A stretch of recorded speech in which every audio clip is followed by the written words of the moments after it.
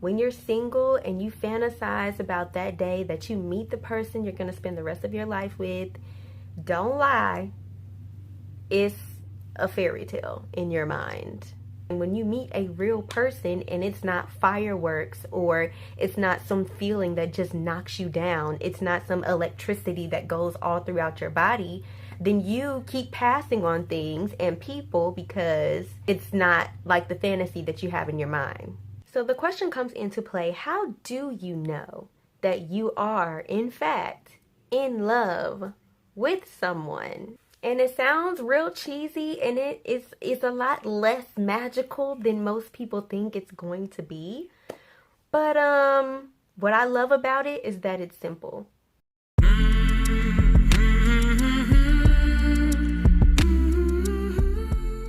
Greetings, Royals. It is Constance with QueenlyMe.com, your place for tips and inspiration on learning love and pursuing that purpose the right way, okay? So normally I'm a movie person, okay? I'm not really a TV show type of person because I'm very uncomfortable with not knowing what's gonna happen next, so I end up spending my life going from the beginning of a TV show all the way to the end. And with Netflix and Hulu and all this other stuff, it literally allows you to do that, but the way my life is set up, that's not healthy, okay? So I usually try to avoid getting interested in TV shows and just stick to movies. You take up 2 to 3 hours of my life and I go on about my business. I know what happened. I'm not about to have a panic attack because I don't know what the end is like. That's actually a lot like in my real life.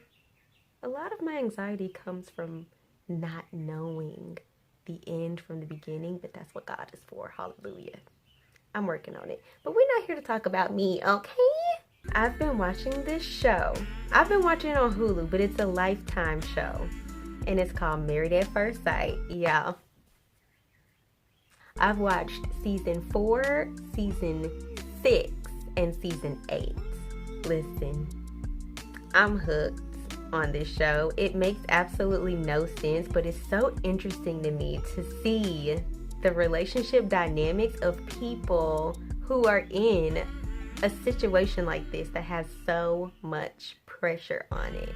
Something that really just aggravates me about each and every one of the couples that are on this show is that they keep waiting and waiting and waiting to fall in love. They're like, I'm not there yet. I don't know if I'm there yet. I'm not really there yet. I'm on my way. I'm right there, but I'm not there. And it's just like, what are y'all waiting? What do you think it's gonna be like to know that you're in love? This is one of the biggest lies that singles and even people in relationships believe. When you're single and you fantasize about that day that you meet the person you're going to spend the rest of your life with, don't lie, it's a fairy tale in your mind. And that messes us up because the brain cannot tell the difference between our fantasies and our daydreams and things that actually happen.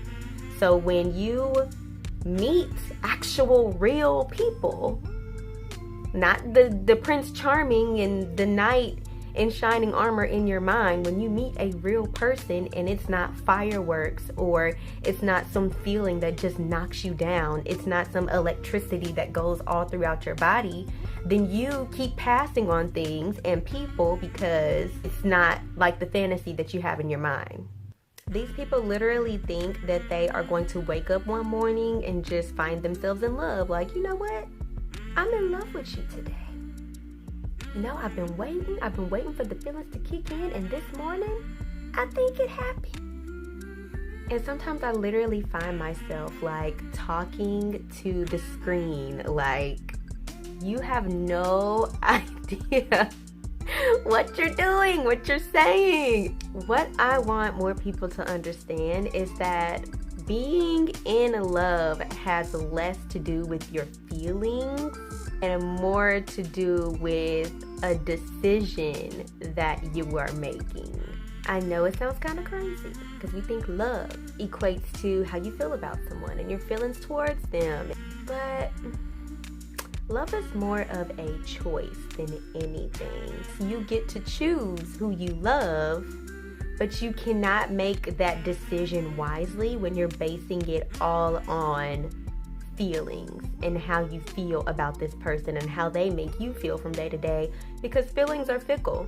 And if I happen to piss you off, or my hair ain't quite laid, or I'm having bad breath, or I'm bloated, then when your feelings change from day to day, so can your love for me.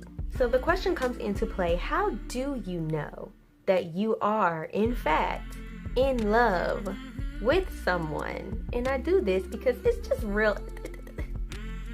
I'm using the term very loosely because it's different for everyone. Everyone needs different things in their relationship, but I'm trying to speak on general terms here. Now, this is just my metric for how I would decide that I am in love with someone.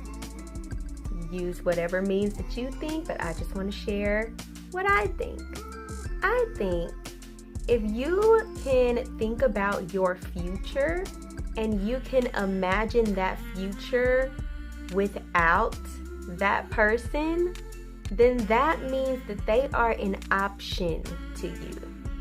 And if they are an option to you, then you will always have an out in the back of your mind.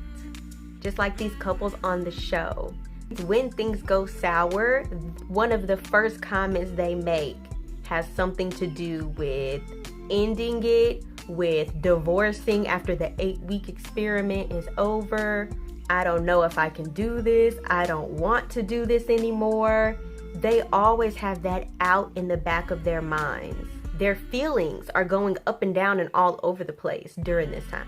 Literally, every episode, it's like, oh, I'm so in love with you. Next episode, I hate you. I don't know why I did this. Next episode, I'm so confused. I don't know what to do. It's just so up and down each day, each week. I keep changing my mind. And no, not many people are meeting their husbands and wives at the altar for the first time. But it's kind of similar in dating situations and in relationship situations. And even when people get married too. If someone is an option to you, then because it will happen, when things get tough, when you're frustrated, when you don't see eye to eye, one of the first things you're gonna do is imagine how easier your life would be if you didn't have this to deal with right now. But when you know that the value someone brings into your life far outweighs any struggle that comes along with love, relationships, marriage, and that your life will not be as great without them in it, they are no longer an option to you. At that point, you decide that whatever challenges come your way, that you have to find a way to overcome it because you're not willing to live your life without this person. At that point, I would say that you are in love. Simply because you are committed. Love is a commitment. It's a decision. It's saying, I have chosen you above anyone and everyone else. I'm not looking for anyone. I choose to do my life with you. You're flawed. You're not perfect. We may not see eye to eye. You may not be 100% of everything that I've ever wanted in a person. But regardless of all of that, my life would not be as great as it is without you. And I'm not willing to live without you. So whatever it is, we just gonna have to figure it out because you are stuck with me. And it sounds real cheesy, and it's a lot less magical than most people think it's going to be. But what I love about it is that it's simple. It's not as hard as people make it out to seem. The people who find it hard are the ones who are confused, the ones who keep going back and forth, the ones who one day, I love everything about you, and the next day, you know what, if I didn't have you and this to deal with, I would be chilling right now. When you keep having those thoughts, that person instantly becomes an option to you.